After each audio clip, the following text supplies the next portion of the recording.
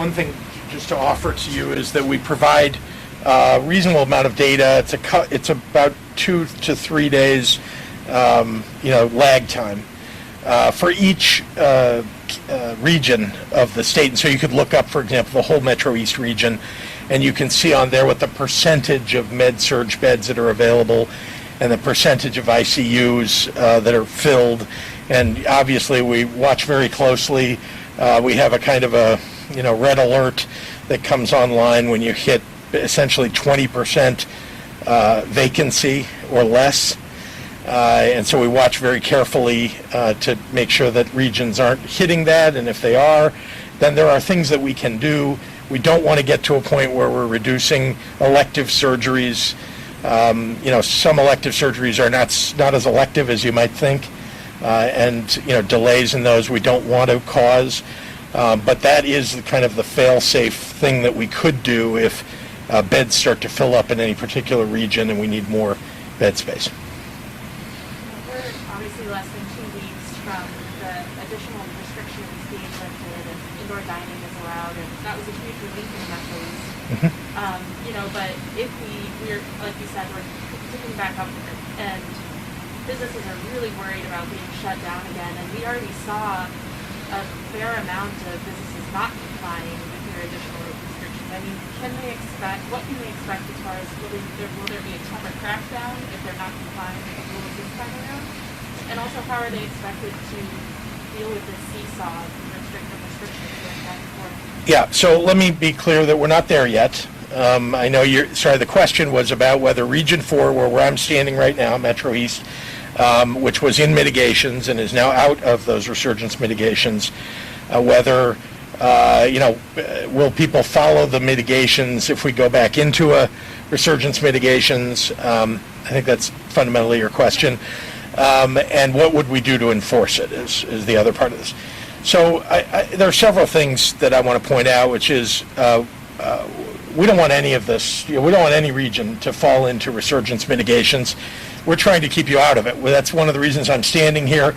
I want people to wear their masks. I want people to follow the mitigation rules that are in existence and not wait until we have to put resurgence mitigations in place.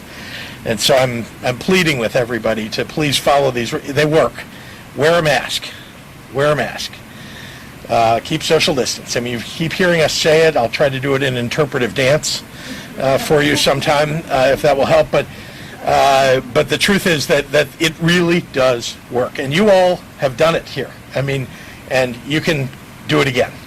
People kind of relax when they think, well, maybe things are better, the virus is going away. The virus hasn't gone away. In fact, in some ways, you could say the virus is never going to go away. We may get a vaccine, and we may get great treatments. But like the flu, for example, it's not like it just goes away. So as far as enforcement, look, we are now seeing the entire state is moving up in terms of hospitalizations, in terms of ICU beds, ventilators, and death. Not to mention the cases where they all begin. And so we are being very serious and very focused on having the state police not only issue warnings, but also issue citations if necessary. We are asking state's attorneys to simply follow through on those citations. Those are monetary citations. We also are we will look to remove people's liquor license and their gaming license if they will not follow the resurgence mitigations that get put into place.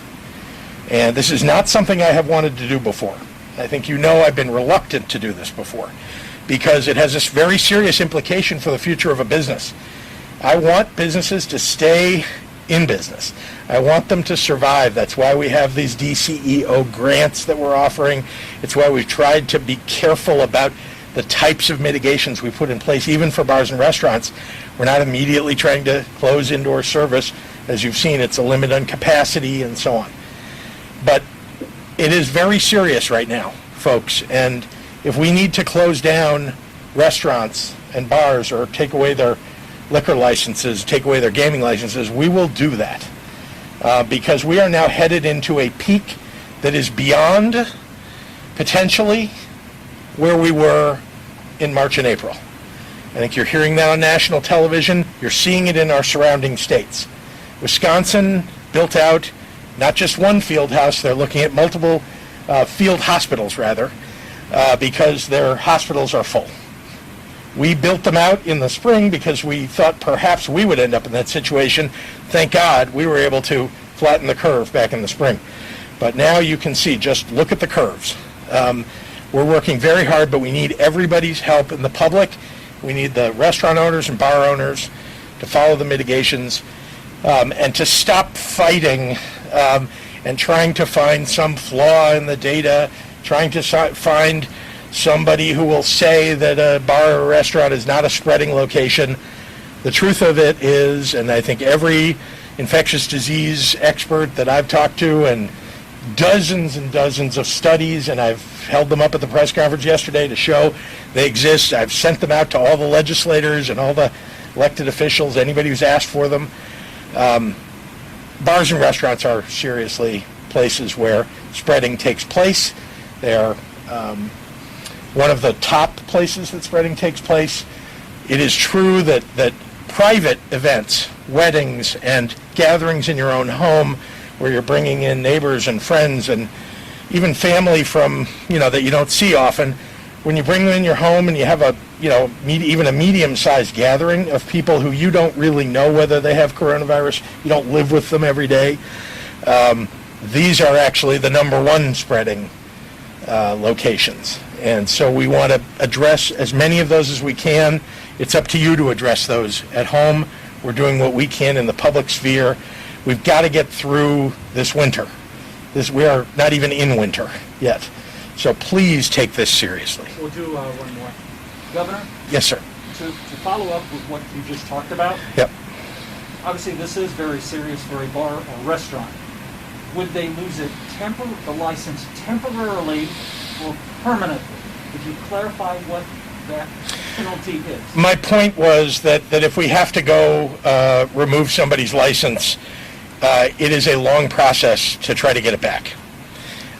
So when you say temporary or permanent, that's not a decision I'm making. But if people are going to force us because they won't follow the mitigations and they're going to let people get sick in their business, then we're going to take this very seriously.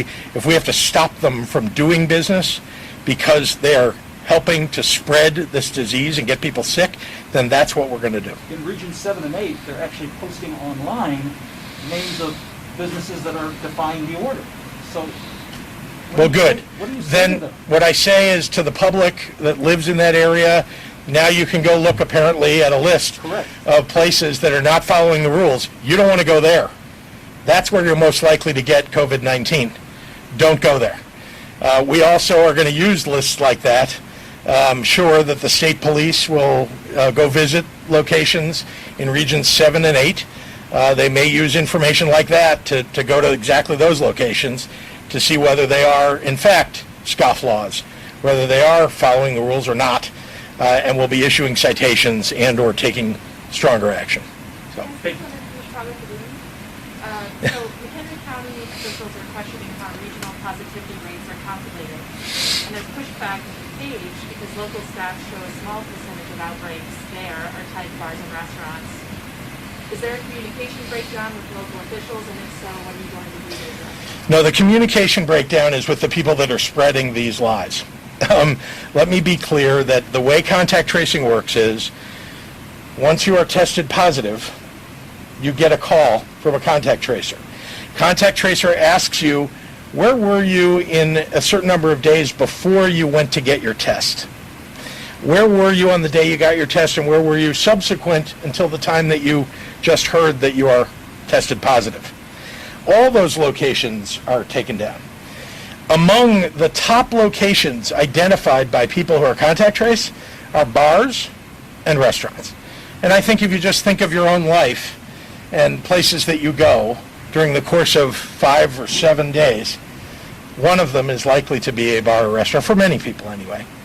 And so what we see is that that is a place that people go. That doesn't mean, but that was the location of an outbreak.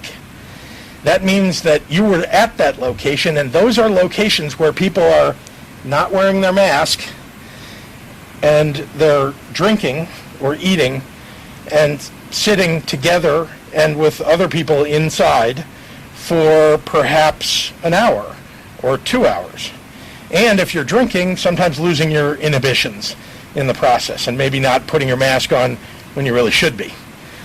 And so that's just one of the many reasons why bars and restaurants are spreading locations. But don't believe me, I'm not a doctor. You should seriously look at all of the studies that we've put forward. You can Google them if you'd like, but we've provided them to the public. We've provided them, happy to provide them to any of the reporters. In fact, I think we've sent them out to virtually everybody. I hope that you'll at least refer to them in your articles. But it's very important for people to recognize that in any given county, what they're reporting about locations that people have been in the last 7 days or what have you is not necessarily, what they're reporting is not necessarily where people have been in the last 7 days, but rather where the outbreaks have taken place. And you can only identify an outbreak in a particular location if you know that multiple people in that particular restaurant, for example, or bar, ended up getting COVID-19 and reporting that that was a bar or restaurant that they went into. Many people may have gone to that bar or restaurant with COVID-19 or gotten it at the COVID-19 at that location and gone to other places, including their work. And other people at work may have gotten, and that will be the outbreak location, where it's being spread in a single location identifiable by a number of people as that specific location. So I think before I close on that, because I really think this is an important question, people don't seem to understand this, and they want to take one, minor bit of data and try to blow it out like it's proof of, bars and restaurants are not spreading locations. So I would like to ask the Assistant Director of IDPH to come up and at least expound on what I've said. So just a little bit about contact tracing. The primary purpose of contact tracing is for disease containment, and as Milo was saying, on this reduction of spread and transmission, that's really what we want. There is a secondary piece of contact tracing that is very important, and it is the surveillance piece, where we can see some correlations, sometimes some very rich correlations. It should not be mistaken for causality, but these are very important correlations, and they are different from the outbreak reporting that we also see, but they're important things to look at. But you will not see everything that you want to know in that data. We have to really expound on what's in the literature, what we know we need to do, and the literature is really very, very much in agreement about social distancing and masking. In fact, the more recent literature really talks about the importance of that being done simultaneously for sufficient safety. And of course, that's around people that we don't think are sick. So we look at the literature, we look at outbreak reporting, we look at contact tracing, but if we knew where every single outbreak was, we would not have a pandemic.